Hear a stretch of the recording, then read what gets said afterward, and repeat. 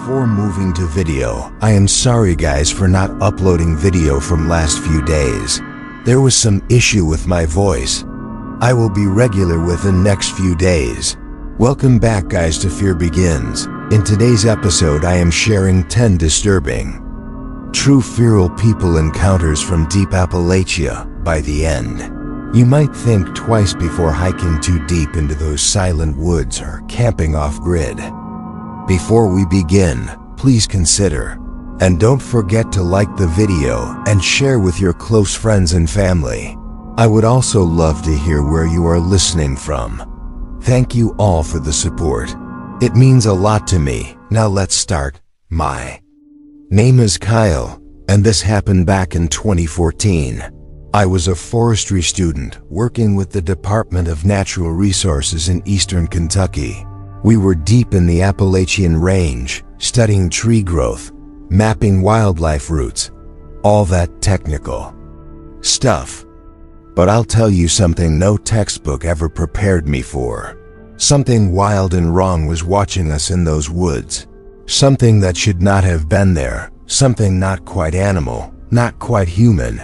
We had set up camp just a few miles off the gravel fire road. It was remote, silent, no cell service, no people for at least 15 miles. We were a team of 4 students and one supervisor named Dave. Dave was ex-military, tough guy. Nothing rattled him, or so I thought. The first day was normal. We hiked out, marked some tree lines, spotted a black bear print, took some samples, all routine. The weather was clear. The forest smelled like wet moss and pine sap. But even then, I felt off, like I was being watched. I kept turning around expecting to see something, but there was never anything there. At least nothing I could see. That night we sat around the campfire, telling dumb stories and passing around beef jerky. The firelight flickered against the dark wall of trees surrounding us. Then we heard it. A low whistle. It came from the ridge above us, like someone trying to get our attention. Dave froze mid-sentence. He held up a hand. We all went quiet. The whistle came again, long drawn out, not like a bird or animal. It sounded deliberate. Probably another group, someone said. But Dave shook his head. There shouldn't be anyone else out here, he said quietly. We got the permit. Nobody else is allowed on this land this week. Then came the sound of movement. Soft shuffling through the underbrush above the ridge. Just far enough that we couldn't see it, but close enough we could hear the crunch of dry leaves. Snap, snap. It circled us, slow and steady, never revealing itself. That night, none of us really slept. Dave stayed up with his rifle across his lap. I kept hearing faint footsteps near my tent, and what sounded like breathing, heavy, rasping. Too human to be a bear. Too big to be a coyote. Too wrong to be anything natural. In the morning, Dave found tracks near our camp. Bare feet, human-sized, but too wide. The toes looked off. Longer than normal, curved like claws. One of the prints had blood in it. A smear. Like something had cut its foot but didn't care.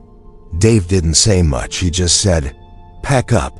We're moving 2 miles down the trail." No one argued. We hiked quietly. Every twig snap behind us made me flinch, but the woods stayed eerily quiet. No birds, no insects, nothing. By dusk we set up our new camp, this time closer to a stream. Dave said the running water might give us a better heads up if something approached. I think he was trying to keep us calm, but his eyes kept scanning the tree line. He was scared too. That night it returned. We heard it just after midnight. A low gurgling sound, like someone trying to speak through water.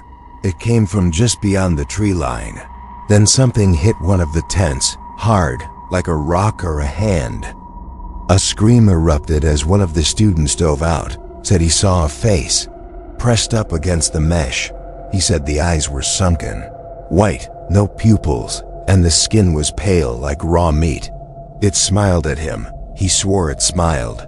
Dave shouted for everyone to grab their packs. We didn't even take the tents. We ran blindly into the dark forest, our flashlights bouncing in all directions. Behind us, I heard something crashing through the trees, following us, but never getting closer. It wanted us scared. It wanted us to know it could catch us, but it didn't. We hiked for 4 hours until we found the fire road, collapsed by the edge, and waited for sunrise. Dave got on the emergency radio. We were airlifted out by the afternoon. The Forestry Service never asked us to go back, and Dave resigned 2 weeks later. He would not talk about what we saw, just called it something old that does not want to be found. A year later, I looked into the area. Locals have their own stories. They call them Ridge Watchers. Said they were once people who fled into the mountains centuries ago, during some plague or war. Over time they changed, lost language, lost humanity, but never lost the hunger. To this day, I cannot hear a whistle without flinching, because I know sometimes out there in the deep woods, something whistles back, something that should not exist, and it waits, still watching from the ridge. I was 22, and what I am about to tell you happened in the fall of 2017, in the southern stretch of West Virginia, right in the heart of the Appalachians. I was an amateur spelunker, cave explorer. I loved the thrill of going underground where most people never dared to go. It felt like discovering secrets left untouched for centuries. But this time, what I found was never meant to be uncovered, and I barely made it out alive to tell the tale. A friend of mine named Colton had found a collapsed mine shaft on an old topo map. It was deep in the hills, about 6 miles from the nearest dirt road. The map dated back to the 1930s, and the shaft hadn't been used in decades. It was marked as unstable, which to us just meant untouched. We packed gear, headlamps, ropes, emergency radios, and hiked out early one morning. It was beautiful. Orange leaves, crisp wind, the kind of day where the world feels wide open. We reached the entrance around noon. It was hidden behind thick vines and some rusted sheet metal. Definitely hadn't been entered in years. The opening was tight, barely wide enough to crawl through. And after 30 feet of squeezing down a jagged slope, it opened up into a huge cavern, bigger than we expected. The air was damp and old, heavy with that earthy decay of time. We dropped our gear and started exploring with headlamps. There were old rail tracks, broken crates, tools rusted to nothing. But it was what we found deeper inside that still keeps me awake. That thing, that woman, about an hour in. Colton wandered off toward a tunnel marked with a red X painted decades ago. I told him it probably meant, "Do not enter." But you know how people are, curiosity kills. He called back that he found something. His voice echoed weird, like it was bouncing around a much larger space than we expected. I followed him in, and that is when I saw her at first. It just looked like a bundle of fabric sitting in the dark. But as I got closer, I realized it was a person. Kneeling in the corner of the cave, long stringy black hair hung over her face. Her limbs were too long, her hands, pale, thin, wrapped tightly around her knees. She looked like she had not seen light in decades.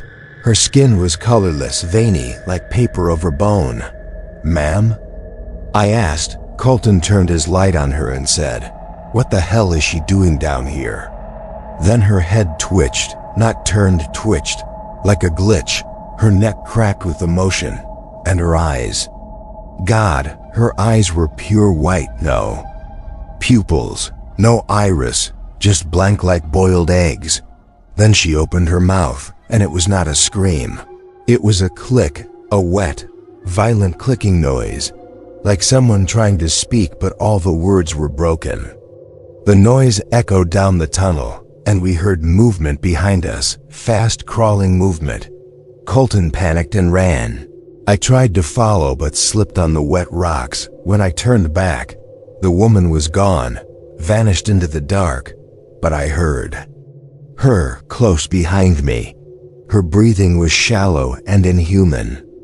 And I swear to God, I felt her fingers brush my ankle as I scrambled up. We both made it out somehow, running, crawling, clawing our way through the narrow shaft. We collapsed outside in the sunlight, gasping, bleeding, and terrified that night. I had a dream. I saw her face in the cave, only now her eyes were black, and her mouth kept clicking, but it was slower, more like speech, and I understood the last part. It said, "You came too deep. Now you will carry me with you." I woke up screaming. And Colton? He was not the same after that. He stopped talking to people, quit his job, moved into his dad's old trailer.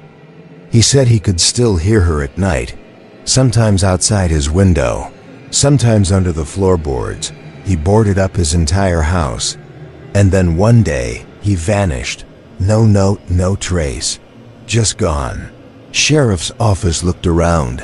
They found scratch marks under his trailer, deep into the dirt, like fingernails clawing upward. Locals say there are women in the hills, women who were buried alive by mine collapses, or went mad waiting for their husbands to return. They say they went feral in the dark, became something else, something hungry. They live in the deepest parts of the caves now, where the sun has never touched, feeding on what stumbles in, or what they call to them. I do not go underground anymore, not after what I saw.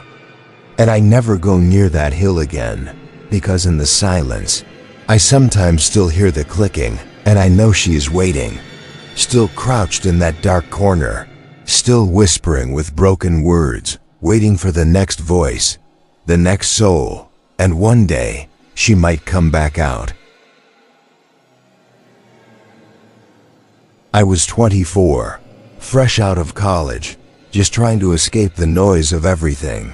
So I took a job in a place most people avoid, a conservation project in rural Kentucky, right at the foot of Miller's Creek, deep in Appalachian land, miles from any real town, a quiet, forested region where the fog clings to the trees and the sun never quite reaches the floor. It was beautiful, peaceful, but something about the silence out there never felt right. And after what I experienced, I will never set foot in those hills again. The job was simple: survey wildlife patterns, document water flow, track invasive species. Nothing exciting, but it gave me time to breathe, time to be alone. I was living in a small ranger cabin, no cell service, no internet, just an old radio and a dusty set of local maps that had not been updated in decades. Locals from the nearest town, a place called Raven Hollow, told me to stay on marked trails and never wander past the old fence line near Miller's Creek. They were real serious about that last one. An old man at the diner even grabbed my wrist and said, "You hear whistling at night? Don't whistle back." I thought he was just being dramatic, but now I know he meant it, every word of it. It was my third week in mid-October when I saw him for the first time, the pale boy. I was walking the creek bed, logging fish migration data, when something caught my eye up the ridge. At first, I thought it was a deer.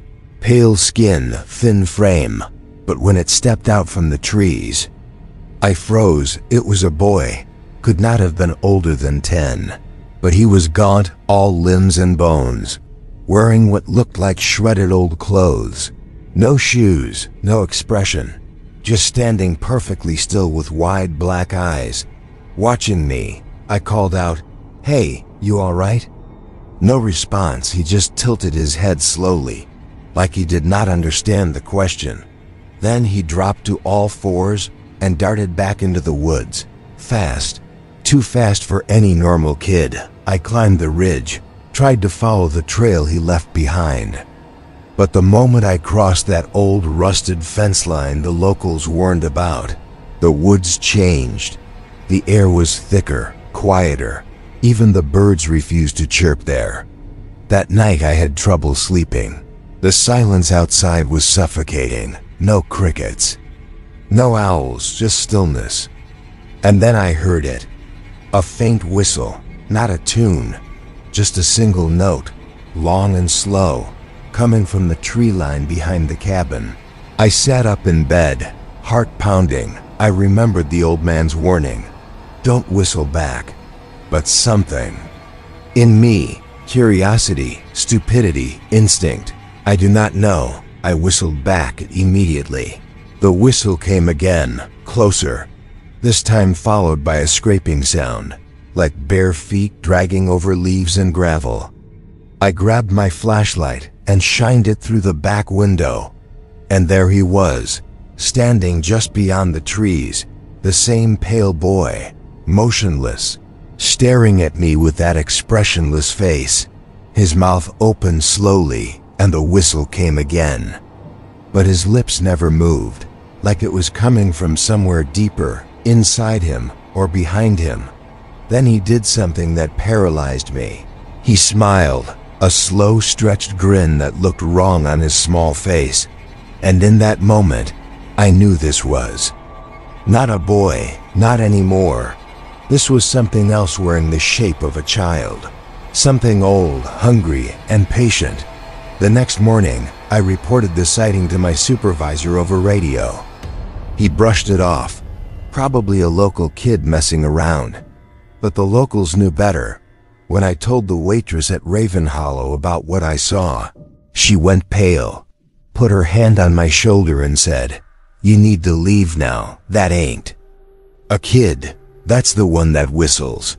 Turns out, there's been stories for generations about a boy who drowned in Miller's Creek over 100 years ago.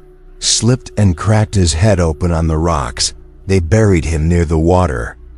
But folks swear he never really left. They say he was taken by something in those woods, something that lives beyond the fence line, and that now he lures people in, mostly alone travelers, people no one would miss. With his whistle, I wanted to believe it was just folklore, but the next few nights made it impossible. Every evening, just after dark, the whistling returned, closer each time, sometimes at my window, sometimes under the cabin. One night I woke up and found muddy footprints on the floor, leading from the front door to my bed, and then back out into the woods. I started sleeping with a knife, boarded the windows, stopped going out past noon. But he was always there, watching from the woods, grinning, calling me. The final night, he came inside. I woke to the sound of breathing, shallow, raspy, right next to my bed. When I opened my eyes, he was crouched at the foot of the mattress. Eyes wide, that twisted smile stretched across his pale face. He leaned in and whispered, "You whistled back." Then everything went black. I do not remember falling. I just woke up the next morning outside, lying in the creek, soaked, freezing, and covered in scratches. The cabin door was wide open. My things were untouched. But the floor had dozens of muddy footprints, all child-sized, leading in circles, over and over and over again. I packed my things that hour, hiked 12 miles through the woods without stopping, and never returned. The Forest Service sent someone to replace me, but he quit after a week, said the place gave him dreams of drowning. I have no doubt the boy visited him too. I still hear that whistle sometimes, late at night, even though I live 3 states away now, and when I do, I never respond, because once you answer, he follows you, and he does not leave, not ever. I was 33 when it happened. A late fall hiking trip gone so far off course, it still haunts me. I was not some casual trail walker either. I was seasoned wilderness rescue volunteer, mapped over 200 miles of terrain by foot over the years, but none of that mattered in the woods I stepped into, because this stretch of Appalachian backcountry was not on any map. It was supposed to be a 3-day solitude hike through an abandoned ridge system in northern Georgia. Old fire roads, crumbled cabins, maybe a bear sighting or two. That kind of trip. I had my satellite communicator, my pack, bear spray, food for 5 days, redundant compasses, analog and digital. I was careful, but Appalachia is strange, and one wrong turn changes everything. The second day, mid-afternoon, I took a detour, just a slight shift to avoid a flooded, low area. I swear it was only 20 minutes off trail, but when I tried to return, there was no trail, no footprint, no familiar mark. I could not even backtrack my own boot prints. Like the forest had swallowed them whole. I was calm at first, followed elevation down, set up camp early, figured I would reorient in the morning, but that night, things felt wrong. Around 2 a.m., I heard the first snap of a branch, then another, not animals. These were heavy, purposeful, circling me, but never showing their faces. Then I heard breathing, deep, rattling breath just beyond the tarp, followed by a sound that still wakes me up at night, clicking, like bone tapping on bone, fast, intentional, deliberate. I grabbed my flashlight and shined it into the dark, and that is when I saw it, just for a second. 2 figures standing side by side in the trees, tall, gaunt, bare-chested, even in the cold, their ribs visible through pale, almost bluish skin, long matted hair, eyes reflecting yellow like an animal. But worst was how still they stood, like statues, until they both dropped to all fours at the same time and vanished into the brush without a sound. I did not sleep. I waited for morning and packed everything in record time. Started walking fast, not running, not yet, just fast enough to feel like I was getting somewhere, except I wasn't. The terrain never changed. It was like looping the same half-mile over and over again. The same fallen log, same twisted birch. Even when I veered hard left or right, the forest repeated. It felt like I was inside something. A trap, designed to confuse and exhaust. By mid-afternoon, I tried using my satellite beacon. It would not connect. Sky was clear. Device had battery, but no signal, not even static. Like something was blocking it. That night I made no fire. I slept with a knife in hand. Woke up twice to the sound of laughing. Not human laughing. Something was mimicking it, mocking it, and then came the voices. Dozens all around me. Whispers in tones that sounded close, but words I could not understand. Children's giggles 1 second, then deep, rumbling growls the next. At dawn I decided to run, all caution gone.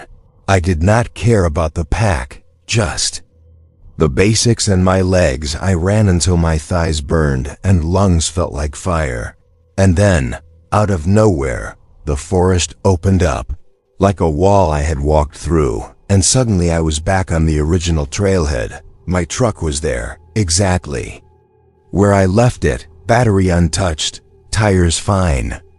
Even the snacks I had left in the console were still warm from the sun.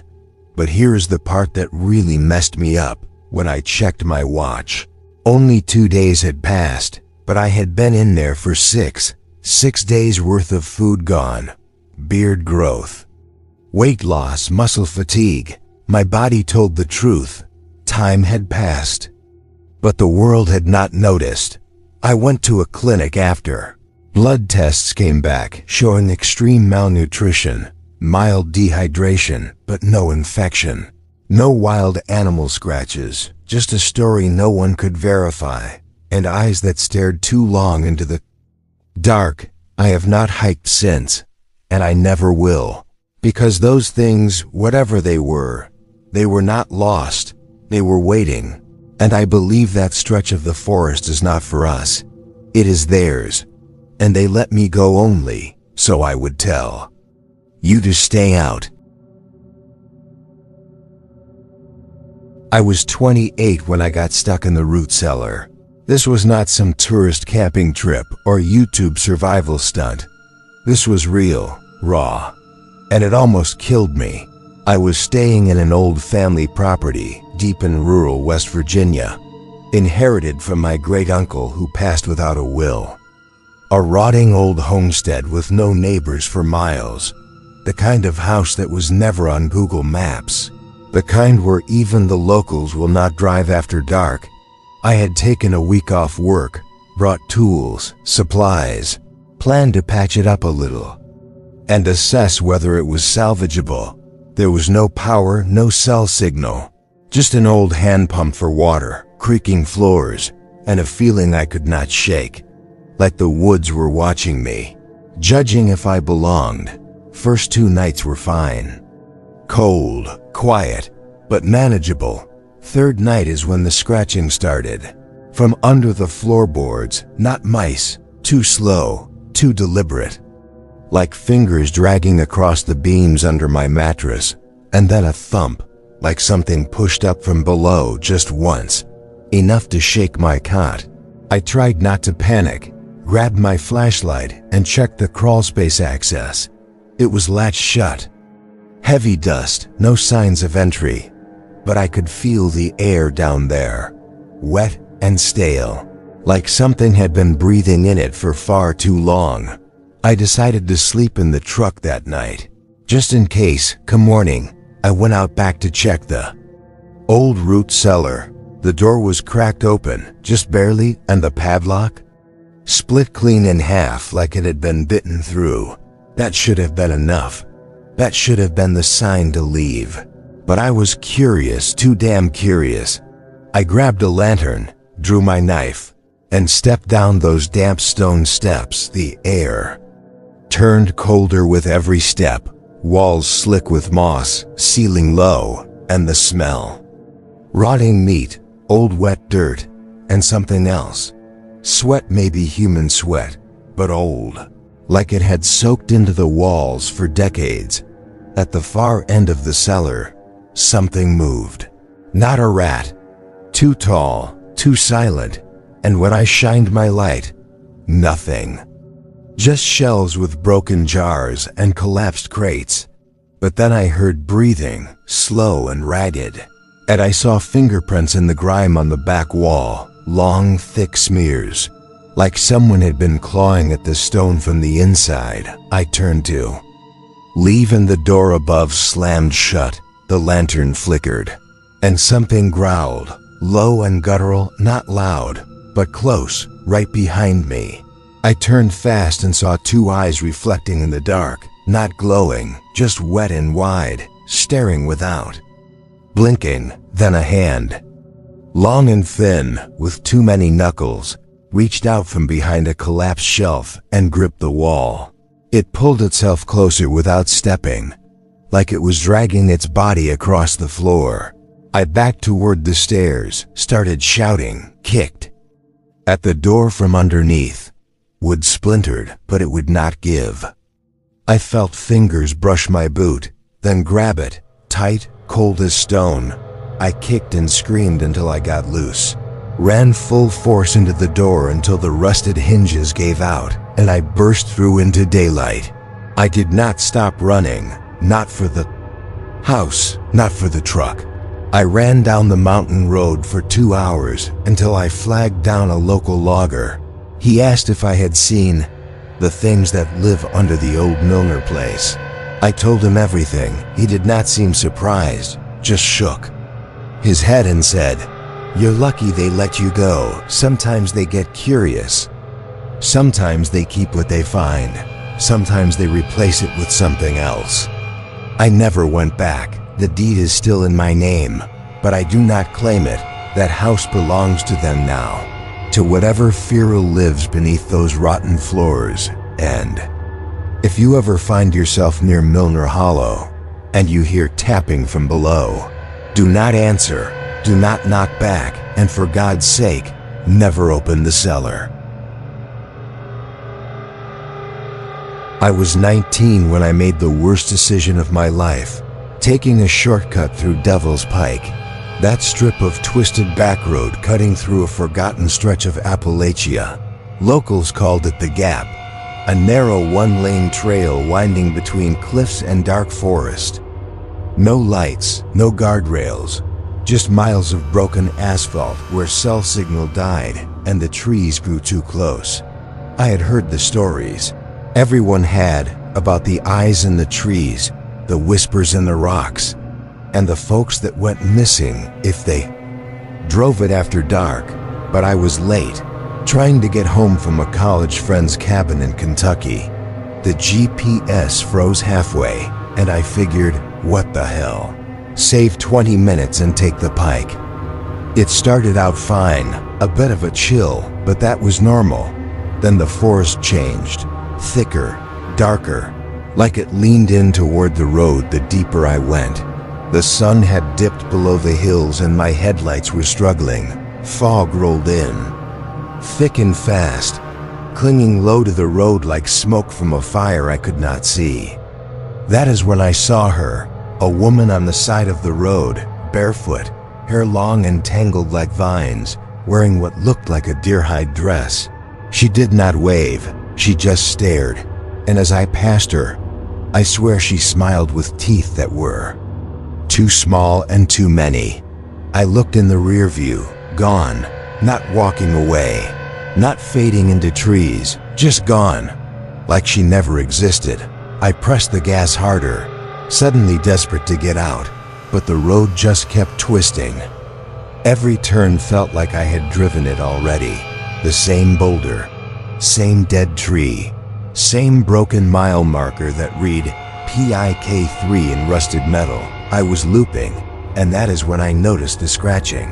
Not on the car, in it, from the trunk, at. First I thought maybe an animal had crawled in when I packed, but then the scratching turned to knocking, rhythmic, 3 knocks, pause. 3 more, my stomach dropped. There was no way something was inside unless it had been there since I left the cabin, and I would have noticed weight.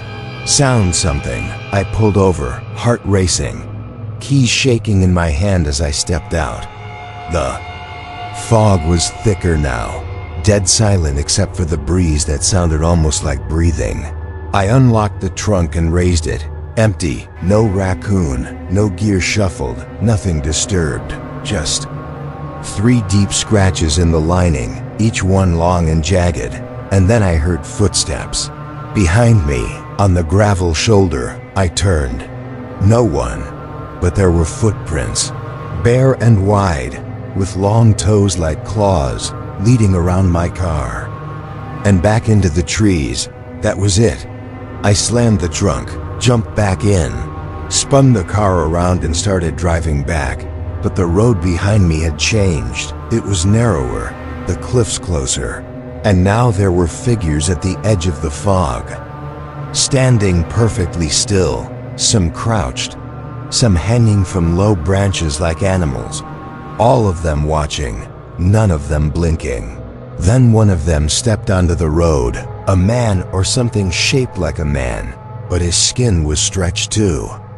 Tight, eyes too large and sunken, and when I honked, he opened his mouth and let out a scream so loud it cracked my windshield, not from sound, from pressure, like it was inside my ears instead of outside the car. I swerved around him and kept going. The road dipped, then rose again. My tires hit something soft, like fur or meat, but I did not stop. I could see a light now. A distant porch light up ahead. Civilization, salvation. I pulled into a gravel lot next to an old general store. Abandoned, boarded windows, but that light was still glowing. And there was a man sitting in a rocking chair just outside the building, old, beard down to his chest. Eyes gray and blind looking, he said, "You took the pike, didn't ya?" I nodded, too stunned to speak. He smiled without warmth and pointed behind me. Go on back now. Keep driving west. Don't stop again. And if you hear him call your name, don't answer. They only need you to acknowledge him.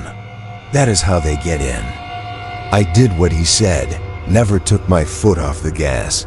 Eventually, the trees opened up. The fog lifted, and I saw the highway again. Signal came back. Time jumped. I had been on that road for 5 hours. It should have taken 30 minutes. I never found Devil's Pike on a map again. No one I ask has heard of it. And I have never driven in the Appalachians without a paper map and a full tank since. Because whatever that place was, whatever was watching me in those woods, it was not human, and it was still hungry. I was 31 when I accepted the kind of job that sounds simple on paper, but ends up leaving scars you cannot explain. A buddy of mine, Tanner, called me up late one night. He had a security gig way out in western North Carolina, deep in the Blue Ridge stretch. A private landowner wanted someone to watch over his property for a week while he was away hunting in Montana. Said it was 1,000 acres of old hunting ground. No buildings, just a cabin and a few trail cameras. No cell service, no neighbors for miles, nothing but trees, cliffs, and stillness. I had been laid off from the railroad 2 months earlier.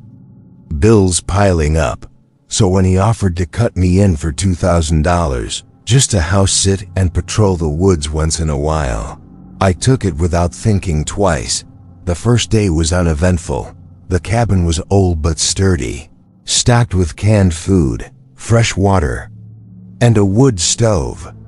There was a CB radio for emergencies and a big stack of topo maps. The trails were poorly marked, but the land was beautiful. Old-growth pines, thick brush, a stream that glittered like glass in the daylight. But the weird thing was how quiet it all was. No birds, no squirrels, not even bugs.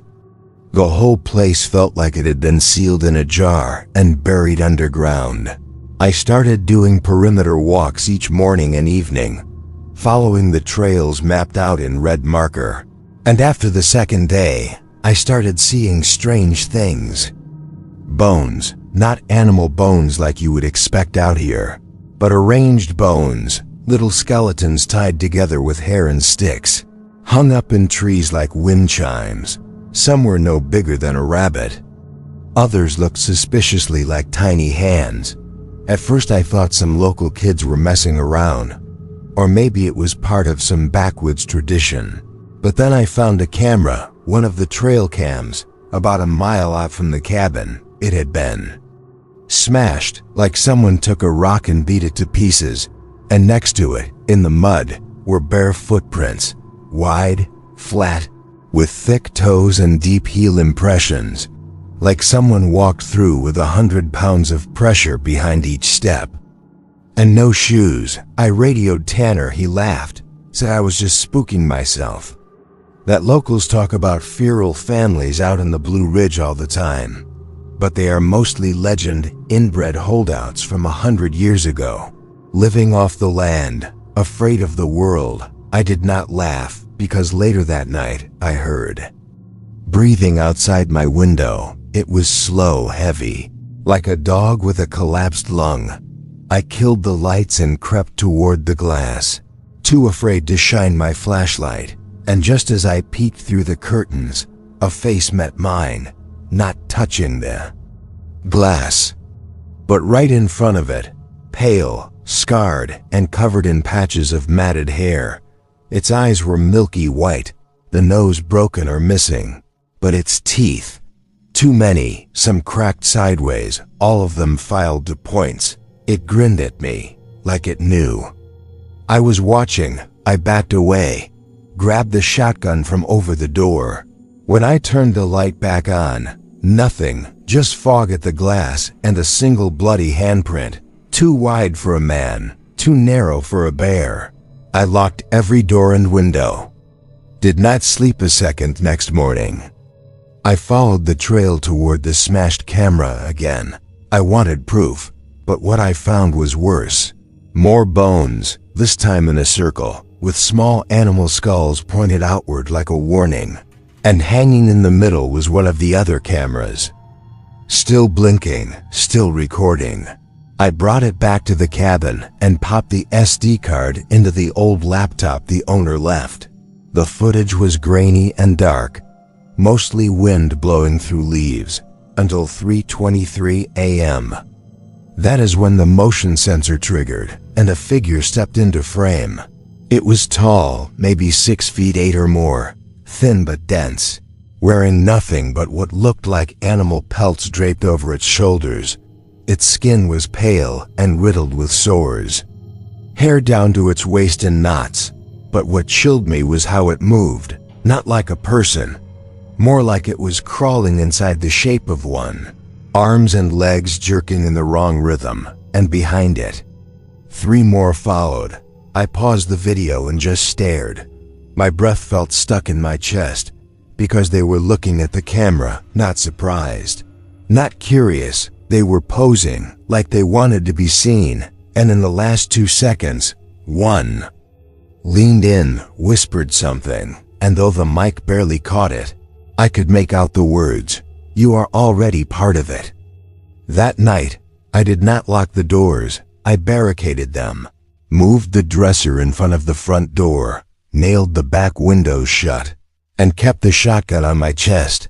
I could hear them again, outside, walking, whispering in some guttural slurred dialect I could not understand, but I swear it had rhythm. Like a chant or a lullaby passed through rotted lungs. At 4 a.m., they tried to open the back door.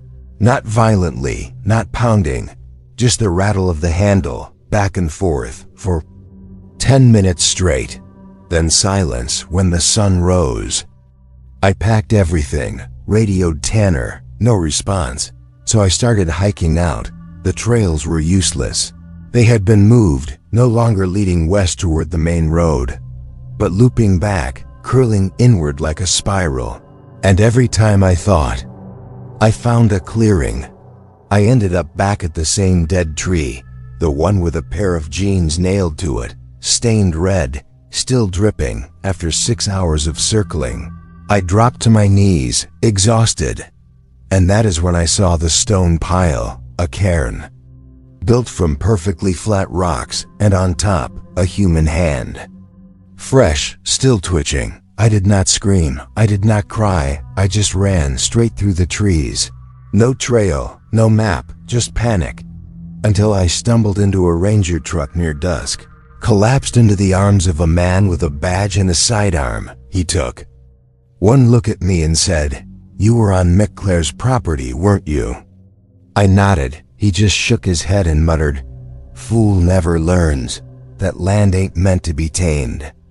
I told Tanner to lose my number, burned every map I had of that region, and to this day, sometimes when I wake up in the middle of the night, I swear I hear that same chanting, far off in the dark, closer than it should be.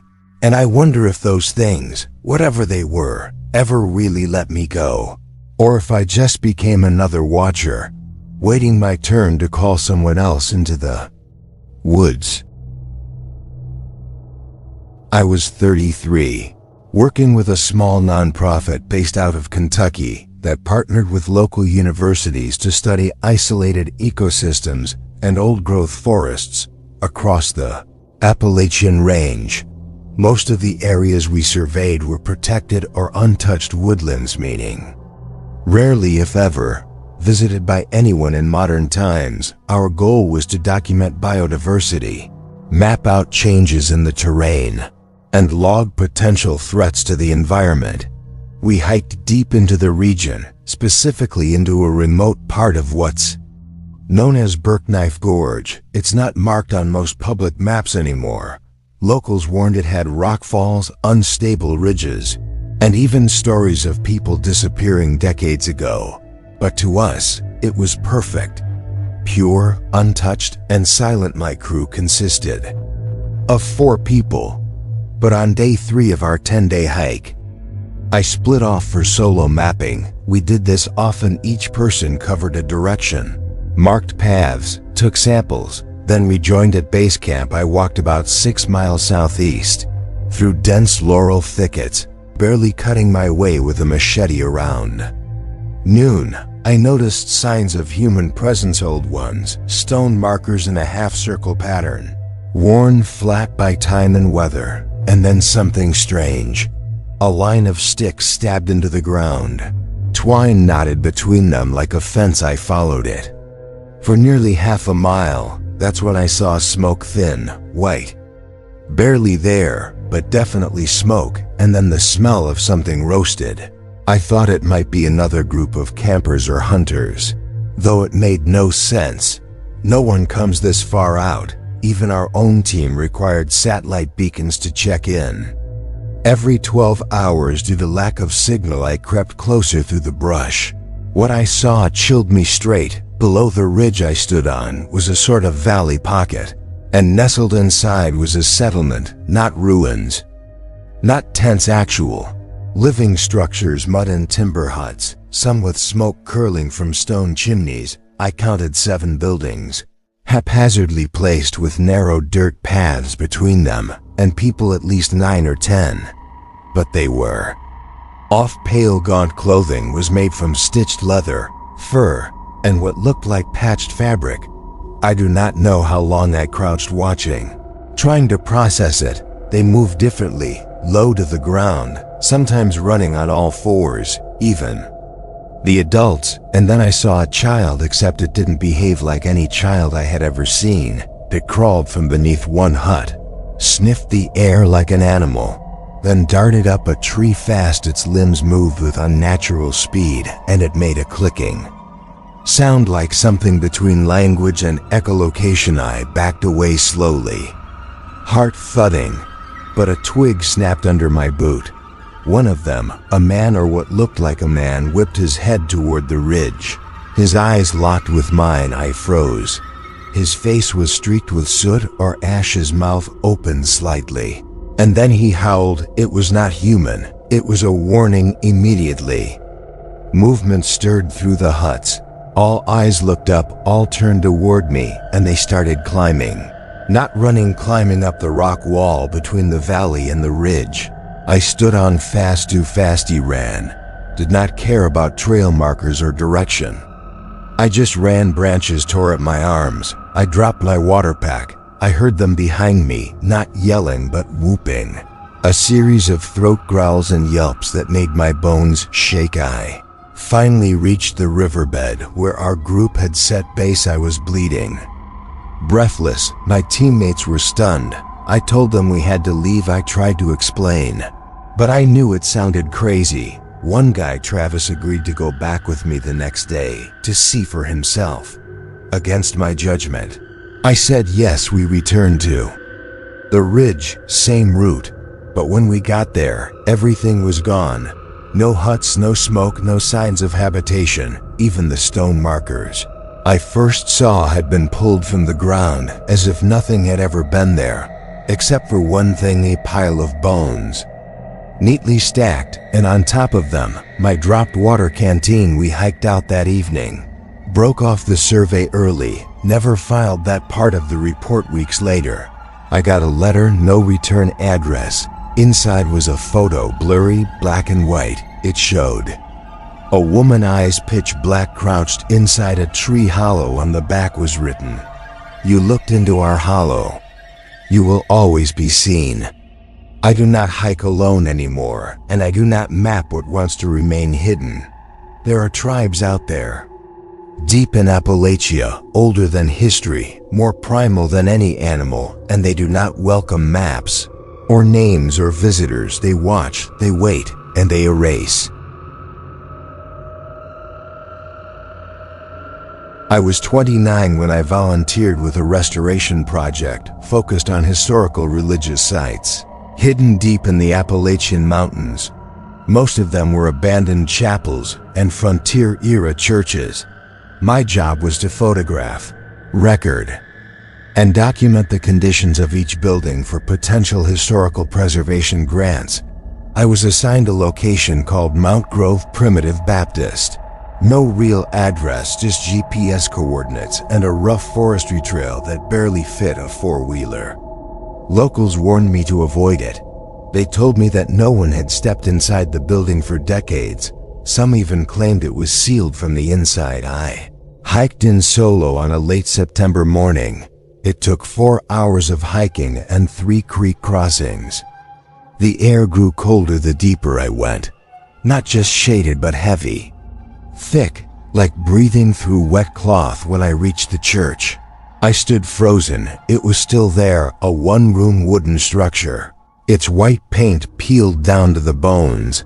The windows were covered in thick soot, and the front door was nailed shut. Boards crossed it in an X pattern, each nail hand-forged. Old iron. I felt stupid, like I came all this way for nothing. But I circled the structure and found a broken spot along the back wall. Someone had kicked through the rotten boards years ago. It left a hole large enough to crawl through. Inside was darkness, not just the absence of light, something deeper. Like the church itself had swallowed time. I stepped inside, and the air was wrong. Thick with mildew and something else. It smelled like dried blood and wet ash. My flashlight cut through just enough to show rows of benches, an old pulpit, and a large wooden cross lying on the floor. Snapped in half. I took photos, logged the structure's damage. Everything was normal until I walked toward the pulpit.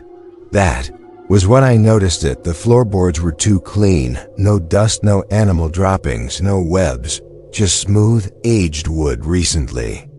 Walked on, and then I saw something worse. The walls were carved, not etched with scripture, but with faces, hundreds of them, each one different, each carved deep into the wood. Eyes hollow, mouths open in what looked like screaming. Suddenly, my flashlight flickered, and I heard movement not outside, below me.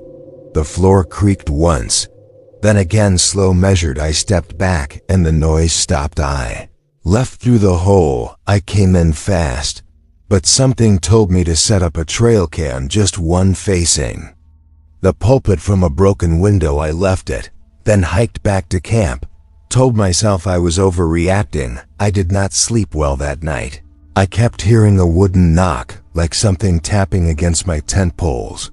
But when I stepped outside, nothing was there. The next morning, I went back for the camera. I expected dead batteries or an empty card. What I found was that the camera was missing, gone, no tracks, no sign of struggle, but nailed into the front door of the church was my camera's lens, bent inward, as if crushed by a fist. I should have left. I almost did, but something inside me needed to know, so I crawled back in again. The air felt worse this time, hot like breath. The carved faces on the walls were smiling now. I swear to God they were. And under the pulpit, there was an opening. A square hatch in the floor, partially uncovered. The edges showed fresh drag marks. I opened it. Inside was a ladder, leading into pitch blackness and the faint sound of something humming. Not music, not words, just vibration. I climbed down 12 steps, then stopped cold. At the bottom was a room, circular, carved from stone, lined with bones. Human, animal stacked high in ritual patterns, and standing in the middle was a man, or what used to be one. His skin was stretched too thin, eyes pure white, mouth sewn shut with thread. He held something in both hands, my trail camera, still blinking. Turned toward me, slow and irony. Do not remember climbing the ladder. I just remember hitting the floor of the church, running full speed through the back hole, and not stopping for 5 miles. I never told the nonprofit what I found, but months later, I got an envelope in the mail. No name, no return address. Inside was a photograph, black and white, grainy. It showed the inside of that underground room. The man still standing, but this time he was surrounded by dozens of others, crouched, mouths sewn, all facing the ladder. On the back of the photo, a message was burned into the paper. "Come back. We remember your face." I quit the project, moved 3 states away, but sometimes late at night, I hear faint humming under my floorboards, and sometimes the walls feel like they are smiling. I was 41 when my daughter Melanie disappeared while we were hiking the Pine Ridge Trail. It was late October, cool and cloudy. The fog had rolled in like smoke off a dying fire. We were 3 miles deep, no cell signal, no other hikers, just the sound of our boots crunching through wet leaves. She had been quiet the whole morning, which was strange since she normally filled the air with questions. But that day, she kept staring off into the trees. I asked if she was feeling okay. She just nodded, then whispered, "They are watching." I thought she meant animals, maybe deer or a raccoon, but her face, pale and still, made something cold settle in my chest. We reached a clearing where the fog had pooled, thick and low. Melanie stepped forward, slowly, like something was calling her. I told her to wait, but she turned to me, smiled faintly, and said, "I have to go now," then walked straight into the fog. I ran after her, screaming her name, but she was gone, like the air had swallowed her whole. For the next 4 hours I searched, my throat raw from shouting, my knees muddy. I found no trace, no prints, no broken twigs, just silence. By the time the ranger arrived, the sun was setting. They searched until midnight, then resumed at dawn, still nothing. She was gone for 3 full days. No food, no water, no shelter. The temperature had dropped into the 30s. Everyone said it was impossible for her to survive. Then on the 4th morning, she walked out of the woods, clean, barefoot and smiling, like she had just woken from a long nap. The rangers were stunned. She was examined by medics. No bruises, no frostbite, just a strange burn mark on her chest. A perfect spiral. When I asked her where she had been, she said, "With the quiet ones." I pressed harder. She looked at me and said, "They live underneath." After that, she changed, would not eat meat, would not touch metal, and never slept through the night. She would stand at her bedroom window, whispering to someone unseen in the trees, sometimes laughing softly, sometimes crying. One night I asked her who she talked to. She said, "The man who waits in the roots." I tried to get help, took her to doctors, psychologists. None of them believed me. They said trauma, said children invent things to cope, but I knew better, because one night I followed her. She slipped outside at 2 a.m. Walked into the woods behind our house, fog thick and low. I followed barefoot, afraid she would disappear again. She walked slowly, deliberately, then knelt beside an old oak tree and whispered, "I am ready." That was when the ground opened. I swear on my soul, it split with no sound, and from it rose 3 figures, pale, long-limbed, eyes glowing like coals. Melanie stood between them. She turned to me, smiled, and said, "You cannot stop the exchange." Then they all vanished. The ground sealed as if nothing had happened. I stood there for what felt like hours, then walked back home, alone, the next morning. She was in her bed, sleeping, as if nothing had happened, but the spiral burn on her chest was now glowing faint red over the weeks that followed. She stopped speaking altogether. Her hair began falling out, and her skin turned ashen and dry. But still, she smiled, always smiled. One night, I found her standing over my bed, eyes fully white, hands twitching, and she whispered in a voice not her own, "Soon you will be with us." I moved us to a different state, left the mountains, changed our names. But even now, 10 years later, she still goes outside on foggy nights, still whispers to the trees. And I swear, every now and then, I hear movement beneath the floorboards, like something rooting its way upward. I do not think she ever came back alone, or maybe she did not come back at all.